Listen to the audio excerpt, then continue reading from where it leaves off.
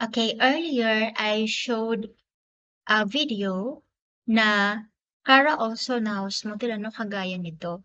Pero yung Cara na yon wala po siyang balcony and carport. So, this time, ang papakita natin, Cara CB. Yung CB, ang ibig po sabihin niyan ay carport and balcony. So, this house is a single attached house with a carport, good for one vehicle, tapos mayroon siyang balcony dito.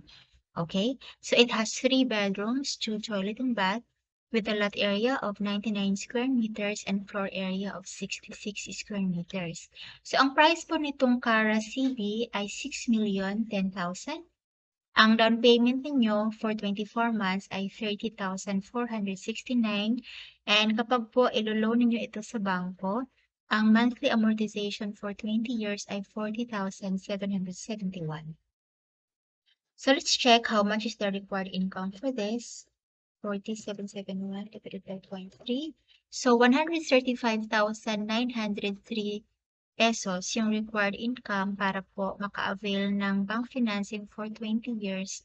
At ito yung monthly niya, 40,771. But kung ayaw nyo naman ng bank financing, meron pa naman tayong other options for you, which are the in-house financing, deferred payment, tapos po yung spot cash payment. So the promos and discounts included in this package is waive na po yung inyong bank charges, waive na rin yung move-in fees, complete turnover with tiles, tapos lowered reservation fee, which is only 20,000. Tapos po, makaka-receive kayo ng all-home gift certificate worth 40,000 pesos. Itong bahay na ito ay NRE po pa. Meaning, saka pa lamang po itatayo yung bahay once po bumili kayo nito. Kaya po bagong-bago magto-turn over sa inyo yung bahay. So for more information, paano kumuha ng bahay dito sa Camella Alfonso, kontakin niyo na lamang po ako. Yung aking phone, Viber, and WhatsApp number. Pati yung aking Facebook account ay nakalagay po dito sa description nitong video.